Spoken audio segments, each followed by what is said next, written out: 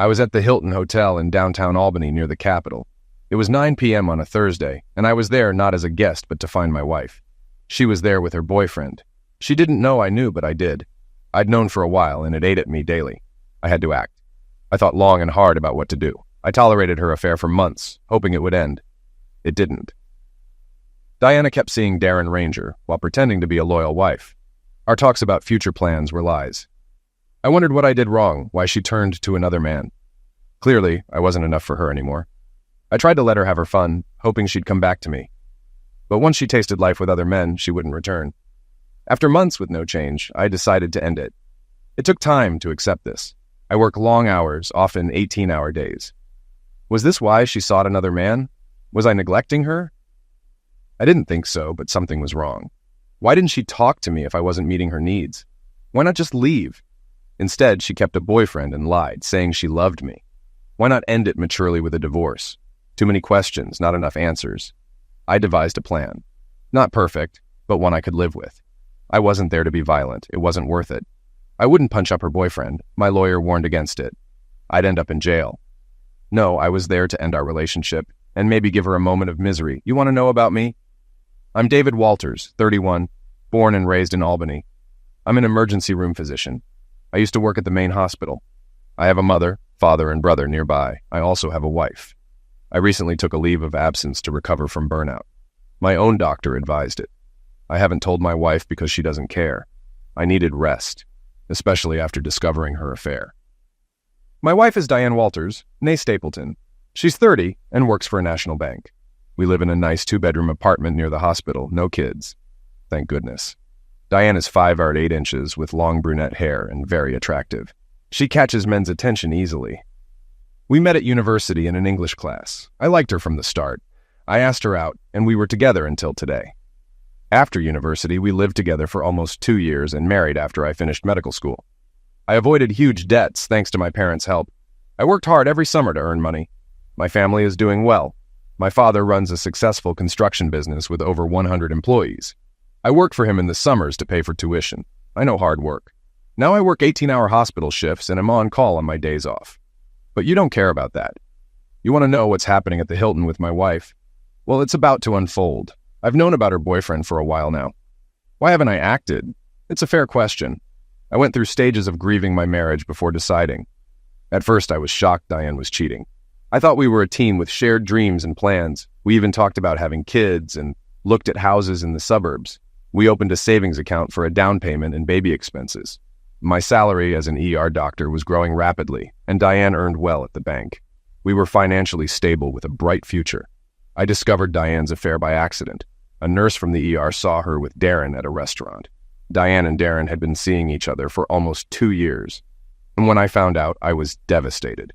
I watched them enter the hotel and head for the elevators. They went to the 12th floor. I sat and reviewed my plan, knowing I needed to address this disrespect. I went to the front desk and asked to call Darren Ranger's room.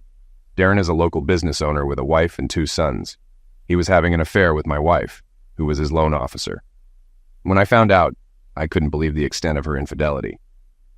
A nurse at work mentioned seeing Diane and Darren together. The cat was out of the bag. A few days later, I casually mentioned to Diane that Rhonda, the nurse, saw her at a restaurant with a friend. Diane's face went pale but recovered quickly. The following week, I talked to my father about what to do. He was shocked and disappointed. We came up with a basic plan to protect myself. I also spoke with my supervisor at the hospital. She agreed I needed a vacation to deal with the situation. I even met with the in-house psychiatrist who recommended time off to recuperate. My next step was to hire an investigative agency to find out what Diana was up to. Within a week, they had a clear picture of her and Darren Ranger's activities, including the hotels they frequented. A discreet bribe to a hotel clerk revealed that Darren had been renting a room almost weekly for the past 2 years, often with the same woman, Diana. I then withdrew all the money I could from my bank account and prepared to confront the situation. I knew Diane would meet Darren after work, thinking I was on a long shift. As soon as she left, I packed my essentials, loaded my bike, and arranged for my dad to pick up my car later. I packed lightly for the road, just clothes, a toothbrush, rain gear, and an iPad. My bike, a 2016 Honda Africa Twin, was equipped for long-distance travel. My plan was to tour North America, avoiding freeways and staying in small hotels and bed and breakfasts. I mapped out a route through New England, Canada, and across the US, hoping this journey would help me move on. Before leaving, I had to deal with Diane and her affair. I approached the hotel desk and asked to speak to Darren Ranger. The clerk called his room and I took the phone. "May I speak to Diane Walters, please?" I asked. "There's no one here by that name," Darren replied, faltering. "Just tell her there's been a pass-away in her family. Tell her David Walters died today," I said firmly. I hung up, handed the phone back to the wide-eyed receptionist, smiled, and left the hotel. Outside, I waited on my motorcycle. Diana soon ran out, not seeing me, and got into a cab, likely heading to our apartment, now hers. I, on the other hand, was heading toward freedom. Oh my God! Someone called Darren saying David was dead. I needed to get home right away. I dressed quickly, ran to the elevator, and grabbed a cab. Once home, I rushed to our apartment, struggled with the key, and searched for David. He wasn't there. Catching my breath, I saw an envelope with my name on it. Inside was a note and David's wedding ring. He knew. I read the note. "Diana, consider me dead. Our marriage has been dead for a long time. I took what I wanted. The rest is yours. I told the management company I'm no longer living here. You can decide whether to stay or move. Don't look for me. I'm taking a break from work, life, and your affair with Darren. You're no longer interested in being married to me. Enjoy your life. David. My attorney will contact you soon with further information." What am I going to do now? I never thought David would find out about Darren. Our affair was just for fun. David worked so hard and we had little closeness. I was lonely and thought we could still be a normal family one day. But that plan is ruined. Darren was charming, and it was easy to get infatuated with him. I thought seeing him once or twice a week wouldn't affect my marriage. I tried calling David, but his number was disconnected. I called his parents. His father told me David had left and to go to hell. Looking around the apartment, I saw most of David's things were gone. His closet was empty, and a few books were missing. There were black garbage bags in the kitchen filled with items he left behind. I was devastated. I decided to visit his family the next day to understand what I'd gotten into. I called his friends, but they hadn't seen him in weeks. No one answered at his brother's house. Frustrated, I poured a glass of wine and sat at the table, staring at the note and wedding ring. I knew I had screwed up big time, and that fixing this would be painful. That first night, I didn't travel far. Around 10 p.m., I saw my wife run out of the Hilton Hotel and into a cab. She thought I was working in the ER and would be there until tomorrow, giving her plenty of time with her boyfriend before coming home. I started my bike, an Africa Twin with a 6-speed automatic transmission, perfect for long rides with minimal fatigue. I'm always careful when I ride, staying aware of my surroundings. I've seen too many accidents in the ER caused by reckless riding. I've witnessed kids homicided or crippled because of their actions on motorcycles. My destination was close by, the Holiday Inn Express east of the river. Exhausted both physically and mentally, I checked in, eager for a meal, a hot shower, and a good night's sleep. This hotel marked the end of my marriage and the start of my new adventure. How fitting and ironic. I left the apartment early and drove to David's parents' house. Seeing David's car in front of the garage, I hoped he was there. Miriam, his mother, answered the door, saw me, and immediately slammed it shut. I rang the doorbell repeatedly until John, David's father, answered. "What the hell do you want?" he demanded. "Please, John, I need to talk to David. Just ask him to come out," I pleaded.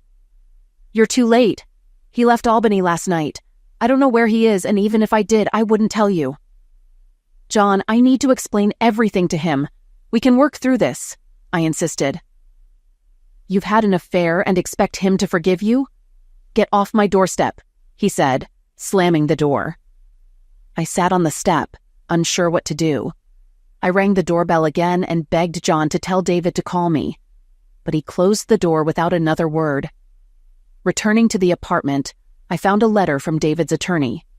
It stated I had been dropped from his health insurance, our financial assets were divided, and his life insurance beneficiaries were now his parents.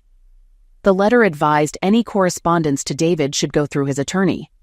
Under New York law, I could sue for divorce after a year of abandonment. Realizing my marriage was over, I spent the weekend trying to contact David's family, friends, and co-workers, even going to the hospital. An ER nurse, Rhonda, said she had seen me with Darren and told David everything. She offered me a drink and shared what little she knew about Darren. She mentioned that everyone knew David wouldn't return to work for a while. I left, knowing I had ruined my marriage and had to face the consequences. Newfoundland is a stunning province with beautiful scenery and friendly people. I spent over a week exploring the island, enjoying the views, the locals, and the food. On the Avalon Peninsula, I encountered a moose on the road, managing to avoid it. I had been warned about the moose, so I only drove during the day. In Petty Harbor, after visiting Cape Spear, I got a flat tire. 4 people offered to help, which never happens in Albany. The Canadian Auto Club, CABA, sent a truck to take my bike to a repair shop in St. John d'Es. While my bike was being fixed, I stayed at a small hotel in the city, which was a great place to rest, do laundry, and recharge. The hotel was clean and had a small bar and restaurant. At the repair shop, I met Emma Fisher, a German woman traveling across the country on a motorcycle, heading to Morocco. We talked about our travels and agreed to have dinner at a restaurant called the Salty Cod. We had a great time, and the next morning, I woke up with her beside me. She was stunning, and I felt amazing for the first time in a long while. We spent the next day together, discussing our travel plans. Emma had already traveled 40,000 miles and planned to drive around the coast of Africa. Her journey seemed more exciting than mine. I even called my parents to discuss changing my plans to go to Africa. They supported my decision, saying I should do what makes me happy. When I was a kid, my father used to say that fathers are where their children's dreams go to die. I didn't understand it until I grew up and realized it was a humorous, yet sadly realistic saying. I have an older brother, Paul, who works with our dad in a construction company. He's married with 3 kids, and his wife, Marcy, stays home to raise them. My parents adore her, and their children are spoiled by their grandparents. But I digress. Let's get back to my plan. The next night, I asked Emma if she wanted company on her journey through Africa. I didn't know if she had a partner, but decided to ask anyway. She smiled and said, "Are you saying you want to come to Africa?" I replied, "Yes. I think Africa might be more interesting than traveling North America. It's out of my comfort zone, but I need a challenge and distance from my old life." Emma pointed out the immediate problem of getting my motorcycle to Africa. I called the store, and after some quick arrangements, they confirmed they could ship my bike the next morning if I signed the paperwork immediately. The logistics were simple but required money. 2 days later, I flew from St. John's to Toronto with Emma, then to Paris, Lisbon, and finally Casablanca. When David expressed interest in joining me on the African leg of my trip, I wanted to learn more about him. I called a friend in Berlin whose husband works for the German police. She asked him to check on David Walters from Albany, New York. She quickly confirmed that David was legitimate. He worked as an ER physician at Albany General Hospital and was on sabbatical for 3 to 6 months. He came from a prominent Albany family and was recently divorced after his wife had an affair. He graduated at the top of his medical school class and had no children. I even received a picture of him to confirm it was the same David Walters. Knowing this, I felt good about traveling with David. Having a doctor along was reassuring in case of any medical issues. However, I also understood he was likely suffering from his wife's betrayal, prompting his long solo trip. I had ended a relationship myself after discovering my partner's infidelity, so I empathized with him. Traveling alone has its perks, like going wherever and whenever you want, but it can be lonely. I've been on this journey for months and covered over 30,000 miles. I plan to write a book about my experiences as a solo female motorcycle traveler, complete with photos, videos, and a detailed diary. A friend suggested I share some videos online, perhaps on YouTube. David has a lot to learn about long-distance motorcycle travel, starting with proper gear. I called a motorcycle store in Casablanca that has most of what he needs and knows other suppliers for the rest. It will be interesting to travel with Dr. David. I hope to be a good guide. David's parents have made it clear they want nothing to do with me. They refuse to talk or tell me where David is. It's becoming obvious that our marriage is over, but I'm unsure if I should file for divorce first. What if he comes back wanting to repair our marriage? Could he trust me again? After Darren ended things, fearing his wife suspected the affair and might hire an investigator, I felt very lonely. He was also worried David had informed his wife about us. My social life is almost non-existent, but I need to get out and see people. I plan to start joining my coworkers for Friday meetups after work. Staying inside my apartment is suffocating. I need a change of scenery. Almost 2 months have passed with no word from David. It's clear he wants to end things. What did I do so wrong? He was never there for me, always prioritizing the hospital. I needed him too. I love him, but our conflicting schedules left us little time together. I have needs as well. Darren visited me at the bank yesterday. He thinks his wife is no longer suspicious and wants to resume our affair, suggesting we use my apartment to save on hotel bills.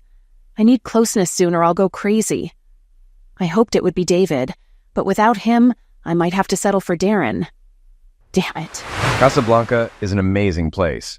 Known as Al Dar al Baida in Arabic, it's Morocco's main port on the North African Atlantic coast, with a population of about 4 million.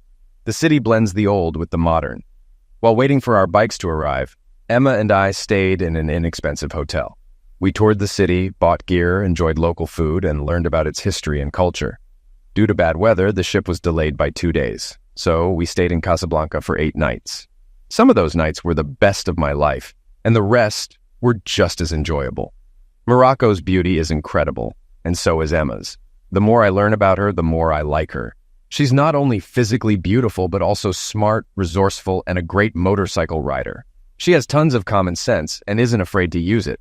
Emma taught me a lot about adventure riding. She has a longtime boyfriend referred to as her common-law husband, but he left her for another woman, and she moved on with her life.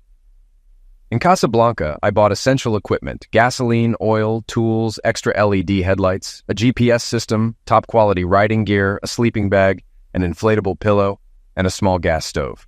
We planned to stay in bed and breakfast inns and eat local food. Adapting to the local diet was challenging at first, but I got through it with Emma's support. I received a letter from my attorney saying Diane hadn't contacted me. I didn't care about her anymore. She was supposed to be having fun with another man and pretending to care about me. What a load of crap. After Casablanca, we rode to Marrakesh via El Jadida and El Bedouza. The indirect route offered a great ride and beautiful scenery. Emma, who speaks German, English, French, Spanish, and some Arabic, was invaluable. The journey to Marrakesh took 5 days and over 1,300 kilometers. It was the best trip of my life. Marrakesh, with about 1 million people, blends old and new. We decided to stay for 3 days to explore. We found an inexpensive hotel with secure parking for our bikes, including Emma's well-equipped BMW F800 GS. My Africa twin performed well, and we enjoyed every moment of our adventure.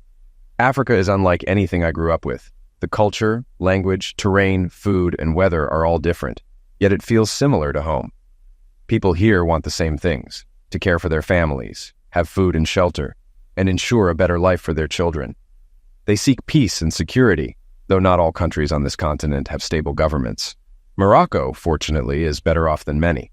Traveling with Emma has been educational. She thrives on adventure and challenges. Meanwhile, I'm learning to face my own fears of new places and environments. I grew up in safe New York, with a stable family and a cozy home. Not everyone has that luxury. My sabbatical has taught me that people everywhere rely on their families and friends and take pride in their homes, no matter how humble. Traveling is a learning experience, opening my eyes in ways I never imagined. Emma is a wonderful companion and lover, passionate, caring, and adventurous, yet full of common sense. I'm filled with a lust for Emma, travel, and a new way of life. I don't think I can return to my old lifestyle in Albany. I really enjoy traveling with Dr. David in Africa. He's a pleasure to be around and constantly amazed by the differences between Africa and the U.S. He has always worked hard to do the right things: university, medical school, family, and marriage. Yet his wife let him down, failing to support him in his profession and their shared choices. I don't know her and don't aim to take her husband, but it seems she did a good job of leaving him on her own. Though we've only been together a few weeks, I can tell that if things continue as they are, it will be hard to part ways when he returns to work. I have a plan to complete my adventure and write a guidebook for women who want to travel the world on a motorcycle. I committed to this project before starting my journey and want to see it through. I doubt it will be very profitable, but I enjoy it and believe I'm good at it. We are traveling from Marrakesh to Lyon, about 900 kilometers, mostly along the coast. The vast, dusty landscape is breathtaking. As a novice, I have to respect the environment and stay alert. My American passport isn't as recognized here as an EU one. Border guards often wonder why an American is riding a motorcycle in such remote areas. One customs officer asked why I left America. I pointed to Emma, and he laughed, understanding immediately. On our way to Lyon, we camped for 2 nights, far from the road to avoid thieves. The first night I hardly slept, but fatigue helped me rest better the second night. Morning coffee and ablutions made me feel much better. Gasoline, water, and food are our priorities, so we never pass a place to refuel and restock. We always pay cash to avoid drawing attention. West Africa can be as dangerous as some parts of the U.S., so we stay aware of our surroundings. Expensive motorcycles make us targets, and while my gear protects me from falls, it's no match for weapons. I've seen too many pistol injuries in the ER. The journey through Western Sahara and Mauritania was unlike anything I've ever experienced. Dry, dusty, brutal, and beautiful. We communicated via Bluetooth helmets, with Emma sharing fascinating insights about the region. Her nonstop talking was mesmerizing. I loved it, but it was also daunting due to its foreignness. After Lyon, our goal was Dakar, Senegal, over 1,800 kilometers away, requiring 4 days of intense driving. The heat and dust were relentless. Emma constantly reminded me to drink water, and I emptied my 4-liter Camelback daily. Sometimes we had to stop to relieve ourselves, and once I tried to take a picture of Emma squatting, which led to a hilarious chase. Traveling through Western Sahara and Mauritania was repetitive, wide open spaces with nothing around. We carried extra fuel and had to use it a couple of times. My bike, with a bigger engine, consumed more gasoline than Emma's BMW, so I planned to get an extra gas tank. We had a breakdown and spent 3 hours fixing it on the side of the road. We camped for 3 nights, and despite not showering, being carnal with Emma was still amazing. We used a little water and soap to wash the essential parts and brushed our teeth with a cup of water each. We crossed the Senegalese border at Diama, avoiding the more complicated and costly Rosso crossing. Near Diama is St. Louis, a city divided into different parts, some on islands. The contrast between poverty and wealth was striking. We found an inexpensive hotel, Hotel de la Poste, with secure bike parking and a nearby police presence, reducing crime. Emma and I rested after our desert crossing, enjoying the bed, food, hotel pool, and laundry room. Checking my email, I saw updates from my family and my lawyer. Diane had written, asking where I was and when I'd return to Albany. I instructed my parents and attorney not to disclose my whereabouts. Diane hadn't started divorce proceedings yet, but I expected she would soon. She had been having an affair for 2 years, so our marriage was over. If she didn't file for divorce, I would. I'm enjoying the best time of my life with Emma, though I don't know what the future holds for us. Meeting her was a wonderful accident. After 2 wonderful days at the hotel in St. Louis, we set out for Dakar, about 300 kilometers away. Our plans quickly changed when we encountered an overturned bus. A family on a scooter with a propane tank had hit a pothole, causing the bus to swerve and crash. David immediately ran to help the injured family, finding the father pinned under the bus, the children bleeding, and the mother unconscious with the propane tank underneath her. David focused on the mother, while I helped with the children and others checked on the father. We used our first aid kits, but the father needed more help than we could provide. The police arrived but did little besides directing traffic. Finally, 2 ambulances arrived and the family was taken to the hospital. David and I sat by the road drinking water, while he checked on the bus passengers. A police officer asked David why he was helping, and learning he was a doctor, asked him to accompany them to the hospital to describe the family's injuries. We followed the police to a modest hospital where David stitched up the children's cuts. Despite its outdated appearance, the hospital was clean. David instructed me on how to assist him, and we worked for hours. His skills and calm under pressure were impressive. We stayed another 3 days in St. Louis, with David working over 30 hours straight at the hospital. Word spread about the visiting doctor, bringing many patients. I returned to the hotel to rest and clean up. When we finally left, we felt a bit sad knowing the people there wouldn't have regular medical help again. Our return south brought new adventures, with a planned stop in Dakar, the capital of Senegal, home to about 4 million people. The city's contrast struck me. Wealthy areas alongside rampant poverty. Expensive Mercedes and shabby scooters shared the streets without much hostility. People were focused on survival just like anywhere else. My experiences had opened my eyes, perhaps thanks to Diane's infidelity, which pushed me to see a new world. Every day, I was understanding Emma better. As a treat, I insisted we stay at a beach hotel, splitting the cost as usual. I sensed Emma's finances were tight, so I covered the cost this time, needing a vacation after St. Louis.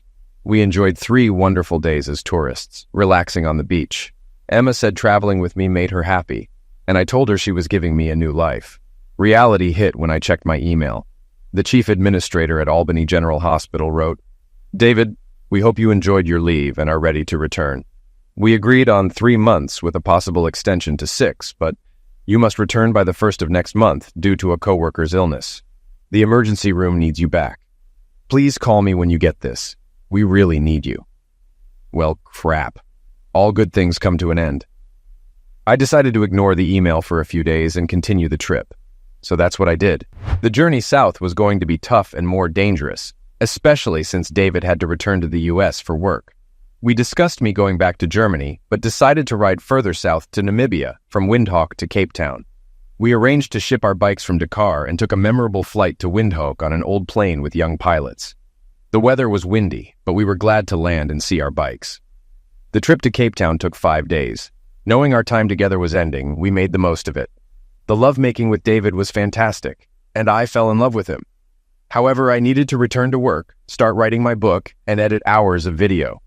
The publisher was eager for progress, and funds were running low. David and I flew to Frankfurt together, then parted ways. He flew to JFK in New York, and I took a train to Berlin. On our last day, we returned our bikes, mine to storage and David's to the US. It was a sad day, and David didn't want to go home. At Frankfurt Airport, we were quiet. He kissed me and whispered that he loved me, and I knew this wasn't the last time I'd see him. Back in Albany, I stood in the hotel lobby when my brother Paul called out to me. It was my second day back in the US. "Dave, you look good. Where have you been?" "Overseas. What's going on with Diane?" "It's a long story." Paul invited me to dinner, and I agreed. It was time to get back to life at home. We chatted, and then I headed to the hospital to see my boss. Paul called Marcy to tell her I was coming for dinner. On my way, I passed the building where Diane worked. Dr. Johnson, the hospital administrator, was happy to see me and mentioned a letter from the Senegalese government thanking me for my help in St. Louis. I explained the story about the family on the scooter, and she found it strange but appreciated my effort. The ambulance chief briefed me and put me on the schedule for 12-hour shifts starting tomorrow. Tonight, I would visit my brother, eat, play with his kids, and maybe have a few beers.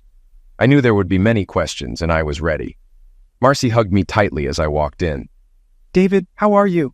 We've all missed you." "I'm fine, thanks," I replied. After giving the kids some small gifts, they went off to play. Marcy then cut to the chase. "What happened between you and Diane? Why did you leave?" "Good to see you too, Marcy. A beer would be great if you have one," I said. Paul, signaling that he'd expected this, fetched 3 beers from the kitchen. Under their expectant gazes, I began, "So, you want to know what's going on with me? What did Mom and Dad tell you?" Marcy, frustrated, said, "Nothing. I even tried talking to Diana, but she wouldn't say anything. She just wanted information from me. So what's the story?" I spent the next half hour summarizing the past 5 months, touching on Diana's affair without delving into the investigator's report. Over dinner and more beer, I shared stories about my travels and about Emma, who was now back in Berlin while I was back in Albany. I told them I was looking for a place to stay until I sorted out my divorce and future plans. The trip with Emma had opened my eyes, and I couldn't return to pretending to be happy at the hospital. Returning to Albany reminded me of my failed marriage and how easily Diane had left me. I didn't voice this to Paul and Marcy, but thinking about Diane made me feel weak. She had deceived me for so long. I resolved never to let that happen again. I realized there are many good women in the world, honest women with integrity who would communicate openly rather than betray. If Diane didn't want to be married, why didn't she just say so? We could have divorced and moved on, but she chose to lie. I took an Uber back to the hotel and got a good night's sleep. Tomorrow, I needed to find a place to live. A colleague informed me that David was back in town. They had seen him at the hospital. I tried calling his parents, but they gave me the usual response: back off. Desperate, I decided to stake out the emergency hospital entrance, spending 4 nights watching from my car. I was surprised by how busy it was, with ambulances arriving constantly. To pass the time, I brought a book and snacks. On the second night, I needed to use the restroom, so I went inside. A security guard asked if I needed help, and I inquired about David.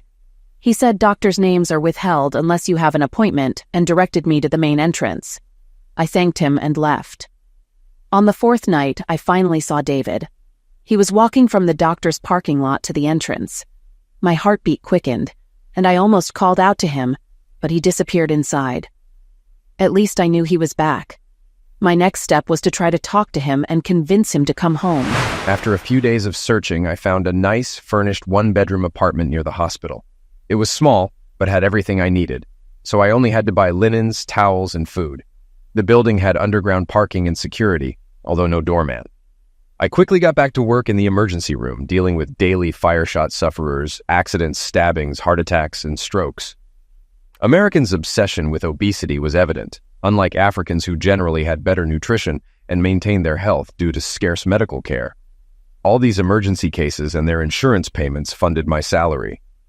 2 weeks after returning to Albany, I met with my attorney to discuss my divorce from Diane. There wasn't much property or money to divide, and I told her Diane could keep everything in our shared apartment. Leanne had already prepared the divorce petition, and I told her to proceed. I was surprised Diane hadn't initiated the divorce, assuming she wanted to move on. Back at my apartment, I realized I needed a hobby outside of work. My motorcycle wouldn't arrive for a few months, so I decided to look for another one. After researching online, I visited 2 local KTM stores and settled on the 890 Adventure R. I added accessories for long-distance riding, making it suitable for both paved and dirt roads. It wasn't cheap, but I had nothing else to spend my money on.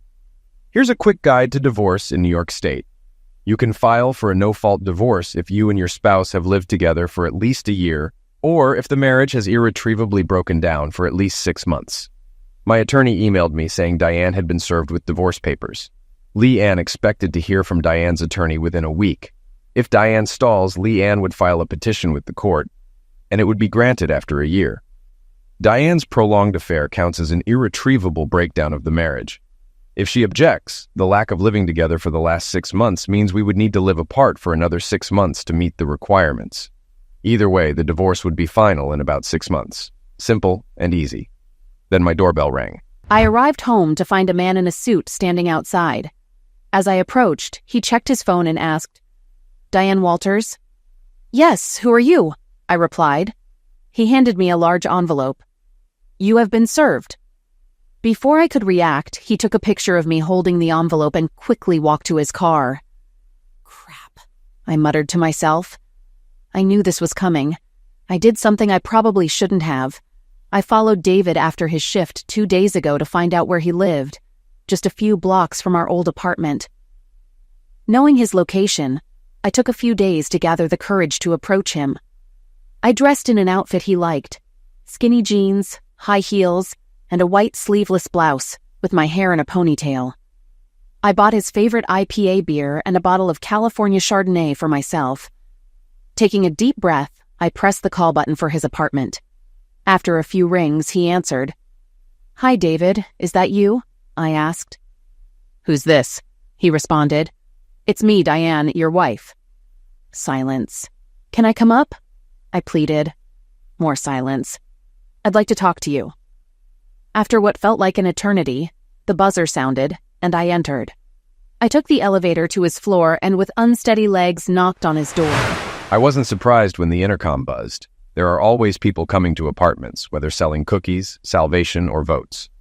But this was unexpected. I let her in when I heard the knock on the door. Taking a deep breath, I gathered my thoughts. In the few moments between her call and the knock, 100 questions and feelings ran through my head. I reminded myself that I had moved on and was in a better place now than 6 months ago. I opened the door, and there she was, looking tired but good. The woman who was still my wife. I invited her in.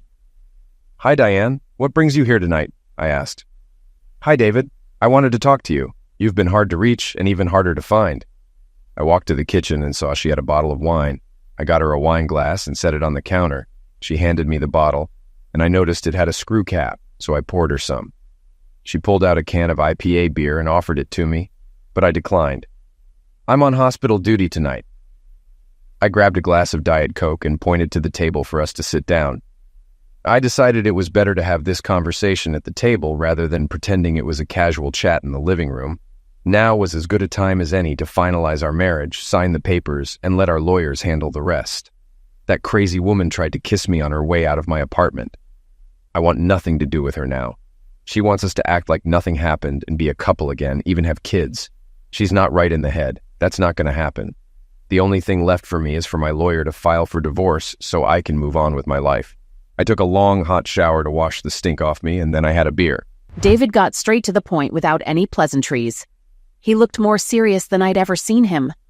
My stomach knotted as I started. You scared the hell out of me when you called the hotel and had Darren tell me you were dead. He didn't recognize your voice. I was shocked when I got home and found your note and wedding ring. I placed his gold wedding ring on the table. He just stared at it, not touching it. I tried talking to your family, but none of them wanted to speak to me. Your father repeatedly told me to go to hell. I guess I deserved it. Ever since you left, I've been in some kind of hell, I said. David replied quickly. What did you expect me to do? I found out you were having fun with Darren for a while now, and you thought I wouldn't do anything about it. What kind of idiot do you take me for? Never mind. I know what kind of idiot you think I am. It wasn't like that, I protested. How the hell was it? He demanded. I was lonely. You were always at the hospital, never home. And when you were exhausted and never had time for me, I explained. So it was okay to have fun with another man? Ignore our marriage? Why couldn't you at least talk to me and say you wanted to end it? Why deceive me for so long? David stared at the table, refusing to look at me. He took a drink and then asked, Did you sign the divorce papers? No, I don't want a divorce. I want us to be a family again. I am still your wife and want to be your wife and the mother of your children, I said. David laughed. You've got to be kidding. Are you completely delusional? No, I still love you very much. I want us to be together again, I insisted. Jesus, you're delusional. I'm not going to be your husband a day longer than I have to be. My lawyer is ready to file the divorce without you. Our marriage is irretrievably broken thanks to you. It's over. You started this by cheating and I'm just finishing it, he said. What does it take to get over a divorce and become a couple again? I pleaded. I don't want to be married to you, Diane. You broke us. We're going our separate ways. I've had an amazing experience since leaving Albany, and I'm not going back to my old life, he said firmly. David, we can be good together. I know it, I argued. No, we can't. You enjoy spreading your legs too much for other men. This water is poisoned. It's over. You can go back to doing what you like, David said, standing up. I finished my wine, stood up and moved toward him to kiss him, hoping he'd remember what it felt like to be with me. I took his hand, pulled him to me, and kissed him on the lips. He pulled away after a second. Don't forget to take this with you, he said, pointing to his wedding ring on the table. I took it, put it in my bag, and left his apartment. That's when I realized we were done. David was over. He and I would never have a life together. I loved him and had cast him aside for something not worth the price. Darren wasn't a prize. He got what he wanted, and it cost me a husband I didn't want to lose. I was so stupid. I deserved what I got. I need to sign the papers and let him go. I've been very busy in Berlin, editing hundreds of hours of video and adding context. The dubbing has been challenging since I'm doing it in both English and German. Closed captioning is fun, but a lot of work. The past month has flown by. I sent David a few emails with short videos and pictures from his Honda in Africa. He looks good in the videos, even in the one where he threw his motorcycle. We both laughed a lot.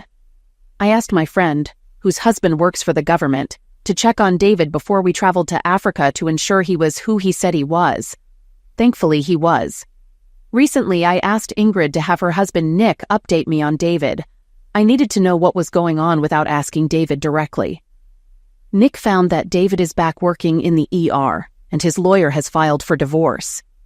The application was registered a few weeks ago, so he will be officially divorced soon. That's good because I have important news for him. But before I tell him, I need to take care of some things in America. I sincerely hope my news will please him. I need to tell David the news, but I'm not going to do it when he's still mad at his ex-wife. I need him to focus on me. Maybe a little more time, but not much more time. Yay. I'm divorced. It's official today. I have the paper in my hand. Thank God. Now I can move on and do the things I want to do. I need to figure out a few things first. Emma calls and writes often about her book and videos. She sends videos mostly of me doing stupid things like throwing my bike or almost running into cows because I wasn't paying attention. We both laughed a lot. I told her about my life, including Diane's visit, hoping for forgiveness and reconciliation. The disrespect Diane showed was the final straw for me. Learning about her affair sealed my decision. There was no going back. Emma listened to my rant and then said she had to go but would email me soon. She mentioned she had an announcement for me in a couple of weeks, but I'd have to wait. I figured it was about her book. A week after the divorce, I'm at Albany Airport, ready to fly to Berlin via Chicago and London. It's a 15-hour trip, and I'll arrive around noon. I need to see Emma. It's been almost 2 months. I need to know if there's anything left between us. If not, I'll figure out my next steps, possibly with Doctors Without Borders. I landed in Berlin, went through customs, picked up my bag, and took a cab to the Parkview Hotel in Alexanderplatz. After checking in, showering, and eating, I set out to find Emma's office. Using Google Maps, I walked to her building, arriving around 4 p.m. If she didn't want to see me, I'd play tourist until my flight home. Surprisingly, her office was only a 15-minute walk away. I found her company's office in the lobby directory and took the elevator up. At the reception, a young woman greeted me in German. I asked to see Emma Fisher. She looked surprised, made a call, and said Emma or someone else would be there shortly. She gestured to some leather chairs for me to wait. While I waited, she made another call, speaking quietly and quickly in German, and glanced at me several times. A few women passing by also looked me over. I felt scrutinized. Finally, another attractive woman approached me. "Dr. Walters." "Yes." "Follow me, please." I realized I had introduced myself as David Walters, not Dr. Walters. They knew more about me than I thought. We walked through sleek glass and steel offices, and many women glanced my way. I discreetly checked my fly. It was zipped. I wondered if there had been an announcement about a strange American in the halls. After what felt like a long walk, I saw Emma coming around the corner, smiling. She ran to me, hugged me tightly, and kissed me on the lips. People were watching. "My goodness, David. When did you get to Berlin?" she asked.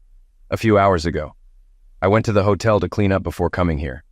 I didn't want to look like a vagrant and risk getting thrown out by security," I replied. Emma took my hand and we headed to her editing room. She wanted to show me her work on the videos from our travels.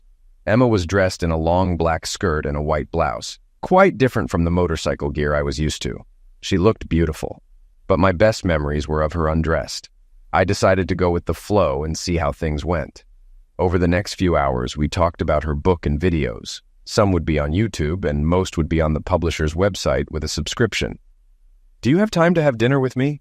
I'd like to know what's going on with you beyond your book, and I have some things to share about my life," I said. "How long can you stay?" she asked. "I can stay for a few days. My return flight is in 3 days, but I can change it if needed." "What do you have in mind?" I wondered if she was asking me to stay longer or figuring out when to get rid of me. I was cautious. "I want you to meet my family. I've told them a lot about you, and they are looking forward to meeting you," she said. I was surprised. "Oh, I suppose I can do that. But first, I need to eat and try a good German beer. I can meet you after work." "No, you won't. I'm leaving with you now. It's been months since I've seen you, and I have important news." "After your news," she insisted. As we walked out, people turned to watch us. On the way back to my hotel, I asked where she lived. She said she had an apartment nearby. I briefly wondered if she had a husband. The last thing I wanted was to be the other man.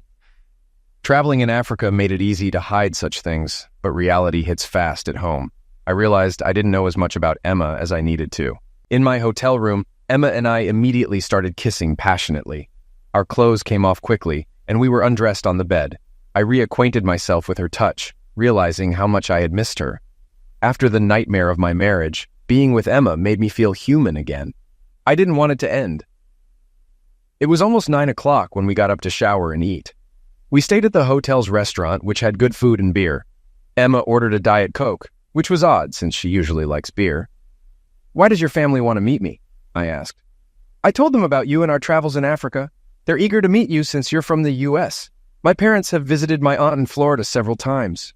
She lives near Tampa part of the year where it's nice, especially for her arthritis, Emma laughed. We can visit my parents tomorrow if you want. It's a 6-hour train ride. Where do they live? I asked. In Ulm, in the south.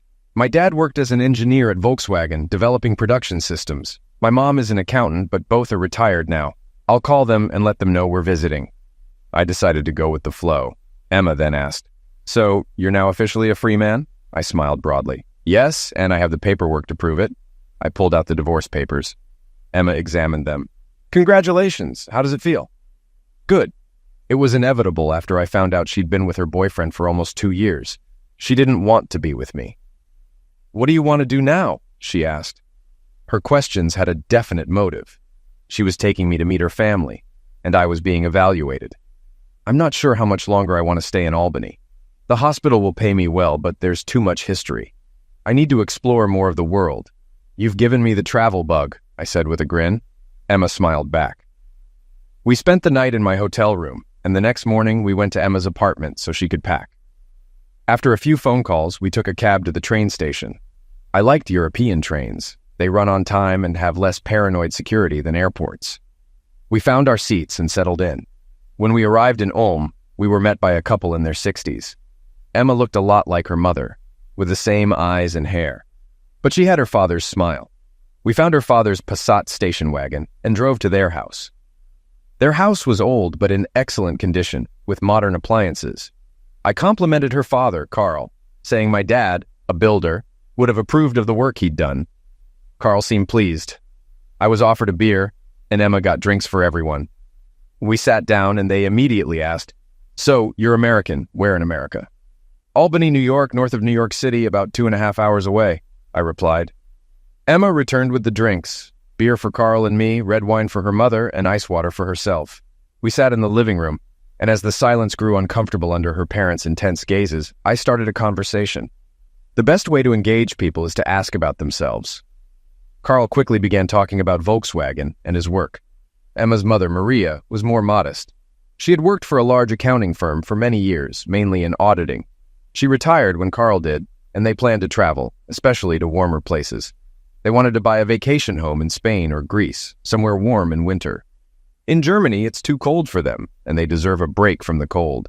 They have friends who do the same, so they plan to find a place nearby.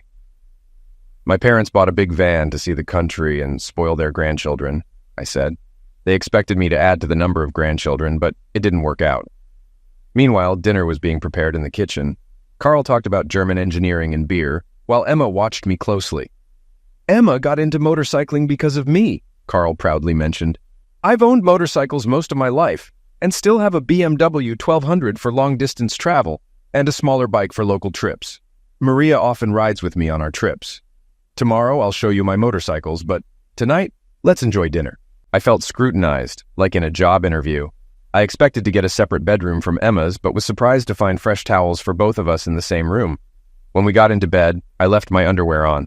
Why are you doing that? Emma asked, pointing at my boxers. Because we're at your parents' house, and it doesn't feel right to get undressed here, I replied. She laughed. They've slept undressed all their lives. Take it off. I want you close to me. I whispered, How long? Emma didn't move. How long? Yes, how long? How much time for what? How many weeks? You remember I'm a doctor, right? I know what a pregnant woman looks like. You have a small bump, so maybe 3.5 months? Oh my God, I connected the dots. I'm going to be a father. Emma smiled and pulled out a plastic test with 2 blue stripes. I saw a doctor in Berlin a month ago. I have an ultrasound appointment in a week. I was ready to move on as friends, not lovers, knowing what time and distance do to relationships, but part of me wanted to rekindle our connection. I got off the bed, grabbed something from my bag, and returned. I brought this just in case, I said, opening a small box and pulling out a ring. Will you marry me? Her face lit up. Yes, yes, yes. I hugged Emma tightly, then remembered others would want to hear the news. I quickly dressed and found her parents in the hallway. We'll be right out. Emma dressed, and we all went to the living room to share the news. Maria already knew her daughter was pregnant. Mothers always know. Carl wasn't upset to learn his daughter was marrying an American. What can I say? We got married in Berlin with Maria, Carl, a few friends, and some colleagues from the publishing house. About 30 people in total. When I showed up at the office, word spread quickly that the American Emma had talked about was there, and they all wanted to see the doctor who rode a motorcycle. We made several decisions, including moving to Albany to be closer to my family and to give Maria and Carl a place to visit. I negotiated with the hospital for a shorter shift cycle and less pay to spend more time with my pregnant wife. The next few months were hectic. Emma's pregnancy progressed, and we found a nice 4-bedroom house near my brother's place, perfect for raising children. Marcy and Emma busied themselves with decorating and planning for our expanding family. Emma Maria Fisher-Walters gave birth to beautiful twin girls, each weighing almost 6 pounds. Our lives became a whirlwind of feeding, changing diapers, and sleepless nights. Maria and my mom competed fiercely to be the best grandma, while my dad and Carl vied to outdo each other in home renovations. They had grand plans for our house, and I decided to let them run with it. Just when life seemed to have kicked me down, something good came out of it. I lost my first wife because of her infidelity, which she hid from me for a long time, leading to the end of our marriage. I felt guilty, but she chose to cheat. Meeting Emma was a chance encounter. If I hadn't gotten a flat tire in Newfoundland while eating ice cream, I probably never would have met her. Meeting her was the best thing that could have happened to me. Now, I have a new life, a wonderful wife, 2 children, and a future to look forward to. This is the life I wanted. 2 days later, David and I returned to Berlin by train. We had a lot to do, and I wanted him with me at my ultrasound appointment. David spent time on the phone with his hospital and his family to share our news. His mother and father shouted over the noise of his brother, his wife, and their children. I heard phrases like, "David is getting married to that German girl from Africa." They were thrilled about our engagement and especially that I was pregnant. I told the publisher I would take a break but work from home on the book and videos as much as possible. At the ultrasound, we got surprising news. The doctor ran a wand over my abdomen to find the heartbeat. David stared at the monitor, and I saw a smile on his face, signaling all was well. The doctor made some buzzing noises and let us hear the heartbeat, but then I heard David say, "Oh, wow," which surprised me. The machine made rapid heartbeat sounds. David looked at me. "We're having twins." The doctor smiled, and I cried. I got the last words. Shortly after moving to America, I was shopping for children's furniture at IKEA with my sister-in-law, Marcy. A woman was staring at Marcy, clearly recognizing her. Marcy turned and spoke to her. "Hi, Diane." That was it. No pleasantries. I knew who Diane was, but had never seen her. She was David's ex-wife, the one who had an affair until David found out. "Hey, Marcy, how's it going?" Diane said. I turned, showing my very pregnant belly. Diane was quite pretty. Marcy introduced me pointedly. "Diane, this is Emma, David's wife. We're shopping for baby furniture. She's having twins." Marcy took my hand, and we walked away. Under her breath, Marcy muttered, "Strumpet." We picked up our purchases, loaded them into the truck, and had a snack. Marcy filled me in on Diane's story, much of which I already knew, but it was helpful to hear it from her perspective. David's family never talked about Diane. She was old news, best forgotten. That night, when David came home, we made love. Being with him always has the same effect. I dreamed of us riding motorcycles and traveling. While that might not happen soon, David's parents offered their motorhome for trips with the little ones. The motorcycles might gather dust for now, but I'll think about it. It could be fun.